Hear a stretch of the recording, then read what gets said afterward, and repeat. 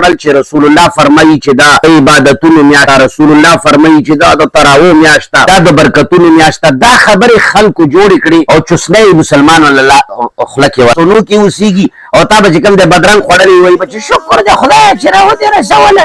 مفتي صاحب وایي منیر شاکر صاحب هغه وایي چې د دې قوم ایمان نه ماتېږي نو د دې روژه به څنګه ماتې شي؟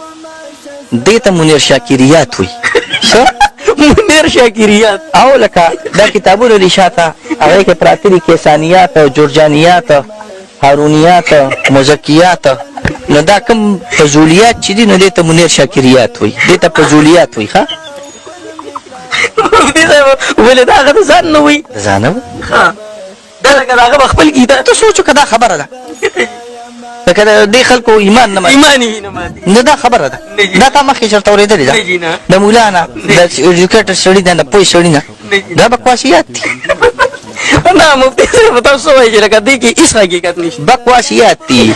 د دې مثال داسې دی 2 نه دي 2 خو زه نه منم زه یم 2 ستا ما سره څه کار دی چې 2 ستا کوټه کې اوسمه بس زه 2 شوم. د دې مثال دی چې یو سړی د بدیهي دې ته موږ منطق کې شوي بدیهي د ښکاري چیز نه انکار وکړي نو دې ته منیر شاکریات وایي. منیر شاکریات تاخیانې دومره ډېرې زیاتې شوې چې بیانول هم نور ممکن نه دي.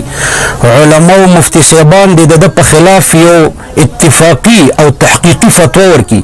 کله دا ظالم د ګورو نانک صفت کوي او د هغه په باره کې وایي چې زه نه د پیغمبرۍ وایي تصدیق کوم او نه وایي تکذیب کوم. د نبي کریم صلی الله علیه وسلم په باره کې داسې ژبه خوځوي چې کافرم داسې ګستاخانه لهجه باندې خبرې نه کوي. او د کم سیس چې الله حکم ورکړی دی هغه منم، نور نه ټول امت نه منم. رسول الله ولې منم؟ رسول الله ذاتي طور باندې نه منم، نه مې د تره زوی دی نه مې د ماما زوی دی نه یې پېژنم.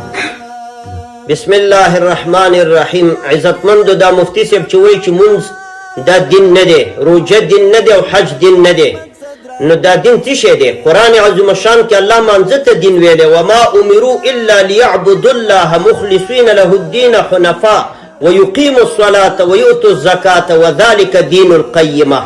الله وی ویقیموا الصلاة چې دا خلک منځ قایم کي، ویؤتوا الزکاة زکات ورکي، وذلک دین القیمه همدغه صحیح دین دی. نو منځ او زکات ته الله دین ویلو د ده بېل غرض دی. عزتمندو ګورئ دا دجل کوي، دجل داسې کوي چې جهاد خو اسم څوک نه کوي او اسلامي نظام حاکمیت خو هېڅ څوک هم دی پوهېږي چې نه کوي. دغه لږ ځان خوځی مونځ او 10 روژه کوي، د دې مانځه او 10 روژې هغه توهین او سپکاوی چې دا بیان کړي نو د دې لږ دین نه به هم لاس والي. زه وکیلان ملګري لرم، زه افسران ملګري لرم، زه په ادارو کې خلک لرم.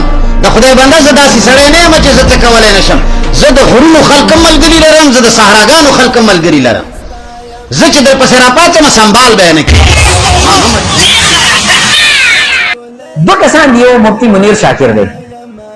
د مفتی منیر شاکر په افکارو چې ما څومره غور کړی دی نو د افکارو خلاصه دا ده چې هغه ځان ته ملا وایي خو لیکن انداز یې د ملاتوب نه دی بلکې هغه د یو جټ او جاهل سړي نه هم زیات وړاندې کیږي. نو بل ورځ د عذاب قبر په مسلو پسې خندل، عذاب قبر په احادیثو پسې چې یو طرف ته وایي چې په قبر کې عذاب دی، بل طرف ته وایي چې یاره په جمعې په شپه ښخ شي نو دیم عذاب نه نو 10% کم شو، بیا چې په روژه کې مړ شو نو هغه باندې عذاب نه نو 40% نور کم شو، او چې مور ورته دوا وکړي نو 10% نور کم شو، نو چاله به عذاب قبري. دا انداز د رسول الله صلی الله علیه وسلم د خبرو نه دی چې دا د رسول الله خبرې د قسمه بل څه وجنګي.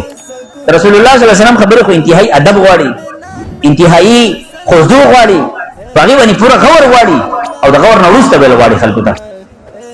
دا خو داسې شریف نو چې امام مالک رحمه الله به روزانه لمبل او نوې جامې بیا اغوستې او شاګرد یې وایي چې یوه ځل رنګ بدلېدو او حدیث بیانول چې کله حدیث ختم کړه ما دې تپوس وکړو چې استاد رنګ دې بدلېږي خپې راته خپل وخو 14 ځای کې لړم چې چلو خو اجلالا لاحادیث النبوي صلی الله علیه وسلم د دې لوی عظمت د وجې نه ما چې کوم ځای نو زه ونه خوځېدم چېرې زه حدیث بیانوم. دا خو داسې خلکو را نقل کړی مونږ ته، دا نه چې دنیا یاد ساتي. امام بخاري رحمه الله دا داسې سړی نه و، زما به ورسره د مسلک کې اختلاف د مسلې خو چې کوم خدمت یې کړی د خدمت نوی دلیل یې دا دی چې روزانه په لکونو خلک ورته د رحمت دعا کوي روزانه.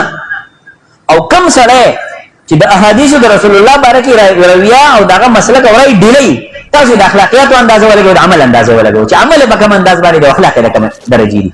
خو یو مفتي صاحب اورېدلی وایي چې تراویح نشته نو د دې په باره کې به تاسو څه وایئ ځکه چې یاره ارشد صاحب دا مکتبه تاسو ولیدل ماشاءالله دغه ښه کتابونه پراته دي او د اوسه پورې د اسلام څه د پاسه 1400 کال وشتې او دا مسله په یو ځای کې لا نه ده راغلې که چا چېرته نوي را پیدا کړي چې تراویح نشتي ها دا اوس یو خبره ده چې آیا تراویح واجب دي که نه دي یعنی شریعت کې خو شتي خو داسې فرض نه دي لکه څنګه چې دا 15 وخته لمونځ فرض دی بل دا چې دا میاشت په دې میاشت کې د تراویح ولې کېږي ځکه چې اصل کې دا میاشت د عبادت ده یعنی موږ کوشش دا کوو چې دا خلک د دیندارۍ ته راشي خصوصا دا میاشت دا د دیندارۍ ده که او یو سړی پکې لګیا شي چې تراویح نشته تلاوتونه نشته دا نشته دا موږ خټه کې دې اوبه ښه ډېرې کړې موږ وایو چې دا کومه بېدیني چې ده چې دا کمه شي خلک دین ته متوجه شي الټه یو سړی دا د سره شته اوس یو علمي مسله ده لکه ته مانه تپوس وکړي چې یاره دا تراویح داسې فرض دي لکه څنګه چې دا 15 لمونځونه دي نو زه راته وایم نه داسې نه دي فرض خو داسې چې په شریعت کې نشته نو ما خو دا مسله ما نه لیدلې ده